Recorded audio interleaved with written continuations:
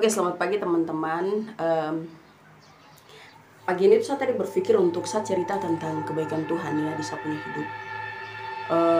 Dimana waktu itu saya pernah diselamatkan oleh Tuhan dari sebuah kematian yang pernah mau ganggu saya punya nyawa, karena dulu saya pernah sakit yang namanya limpah. Kata orang tuh limpah ya. Limpah itu penyakit yang mematikan juga ya kalau dia sudah dia sudah pecah atau itu bisa merenggut nyawa juga. Jadi dulu saya pernah diselamatkan sama Tuhan karena dulu tuh saya pernah mengalami yang namanya mati suri begitu. Jadi kesaksian hidup tentang bagaimana saya pernah mati suri. Jadi saya akan cerita tentang awalnya nih. Saya akan bikin 2 video, ini part 1 ya. Part 1-nya ini saya cerita tentang bagaimana yang dialami oleh orang tua saya. Dan nanti part 2-nya itu saya cerita tentang apa yang saya alami di bawah alam sadar saya. Apa yang orang tua saya alami itu bagaimana saya tuh punya limpah besar ya. Kayak ibu hamil gitu loh, besar. Tapi itu waktu itu saya umurnya tuh 5 tahun 6 tahun begitu. Jadi kebetulan saya jatuh dan limpa itu pecah dalam saya punya tubuh sendiri. Jadi limpa itu pecah dan saya pingsan lah itu. Saya pingsan atau sudah meninggal tidak tahu juga. Jadi saya punya mama ini takut karena waktu itu bapak tidak ada. Bapak itu ada pergi ke Sentani. Kebetulan waktu itu terjadinya di kota Jayapura ya. Bukan di kota tapi di Genyem Dimbokran. Jadi bapak itu pergi ke Sentani untuk ikut pentabisan pastor siapa lah itu waktu itu. Jadi bapak itu di Sentani. Saya cuma dan saya punya mama, saya punya tante sama keluarganya di Genyem.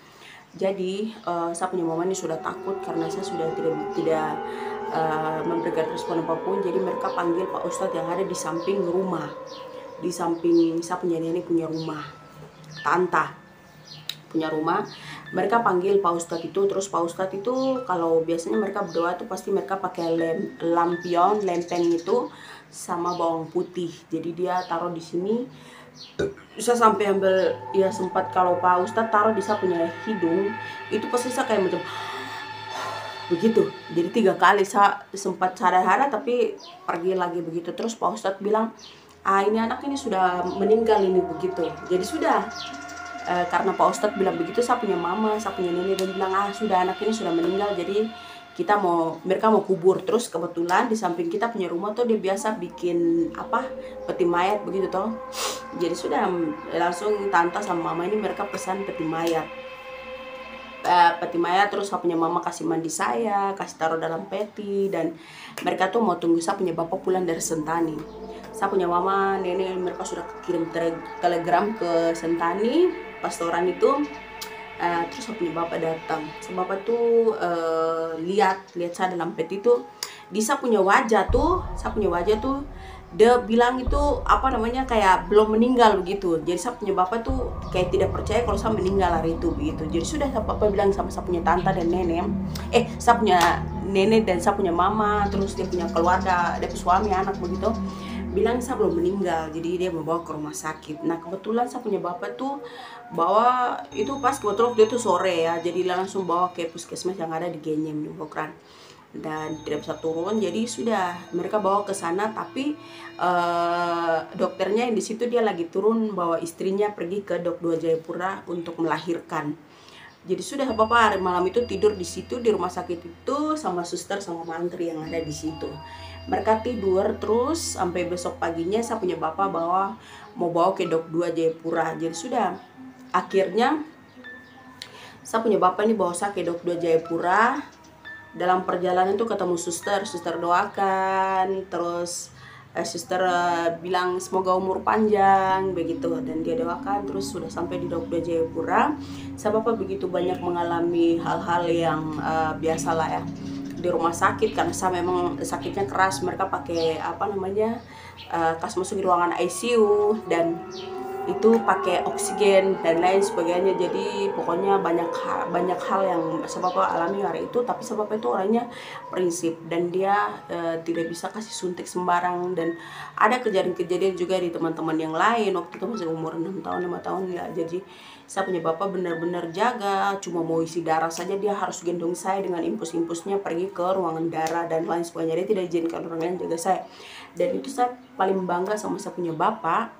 Dia adalah seorang pahlawan dan kekuatan saya yang pernah ada di dunia ya. Biar orang mau bilang apa tentang dia, tapi saya selalu bangga punya ayah seperti saya punya bapak. Sama bapak itu dia orang biasa tapi sesuatu yang saya banggakan di saya punya hidup ya. Walaupun dia sudah dalam sana, tapi saya selalu doakan yang terbaik begitu. Jadi buat teman-teman yang masih ada bapaknya harus selalu dijaga ya begitu. Itu yang diperjuangkan oleh saya punya bapak. Waktu itu saya sudah mau mati, tetapi karena prinsipnya saya punya bapak, akhirnya saya masih bisa. Dan semua itu berkat Tuhan juga. Tuhan bekerja di saya punya bapak, sehingga saya masih ada sampai saat hari ini. Dan saya sangat bersyukur sekali sama Tuhan. Dan saya punya bapak. Kalau tentang saya punya bapak, karena Tuhan lebih sayang sama saya punya bapak, sehingga dia ambil, karena bapak terlalu baik sekali buat saya dan saya punya adik-adik semuanya. I love you bapak, buat dari kita semuanya. Dan thank you buat saya punya video itu yang dialami oleh saya punya bapak dan lain sebagainya, dan saya bisa ada sampai saat ini. Oke, terima kasih. I love you bapak Markus, yo.